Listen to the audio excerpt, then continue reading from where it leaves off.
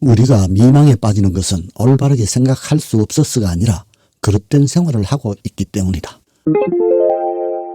무지는 절대로 악을 낳지 않는다. 가장 무서운 것은 미망이다. 사람들이 미망에 빠지는 것은 무지 탓이 아니라 자신을 유식한 자로 과대평가하기 때문이다. 루소. 모든 미망은 독약이나 해롭지 않은 미망이란 있을 수 없으며 하물며 아름답고 신성불가침한 미망은 더더욱 있을 수 없다. 게다가 끊임없이 환멸이라고 하는 다모클레스의 칼이 안전한 것은 진리일 뿐이다. 진리만이 튼튼하며 진리만이 의지가 된다. 진리 안에서만 위안이 있고 진리만이 깨지지 않는 금강석이다. 인간을 허위에서 해방하는 것은 무언가를 빼앗는 것이 아니라 무언가를 주는 것이다. 허위가 허위임을 아는 것은 바로 진리를 아는 것과 다름없다. 미망은 반드시 해악을 끼친다.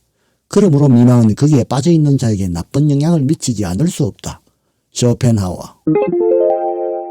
우리는 우리의 사상을 통해 세계를 본다. 즉 있는 그대로의 세계가 아니라 우리의 사상이 거기에 준 빛을 통해 그것을 보는 것이다. 정오는 우리가 그것을 보는 눈을 마치 검은 안경을 쓴 것처럼 우울한 것으로 만든다. 류시 말로리. 논박할 수 없는 미망이 있다. 미망에 빠져있는 사람에게는 그 사람의 마음을 바꿔주는 지식을 주지 않으면 안 된다. 그러면 미망은 저절로 사라질 것이다.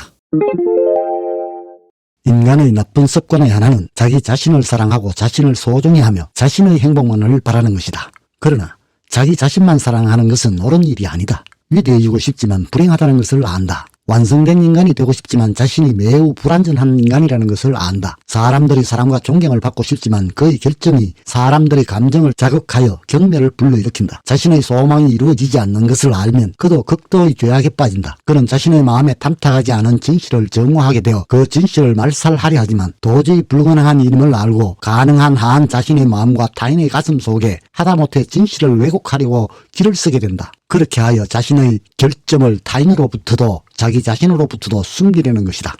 파스칼.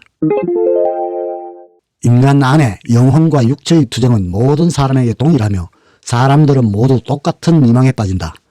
그리고 모두가 미망에 빠져있는 것을 보면 사람들은 더욱 그 속에 빠져들어 대다수의 사람들이 빠져있는 것을 이유로 그 미망을 의심할 여지없는 진실로 생각하게 된다.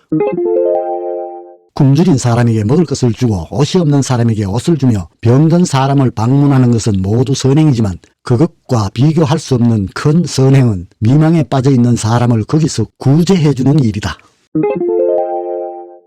끝까지 시청해 주셔서 감사합니다.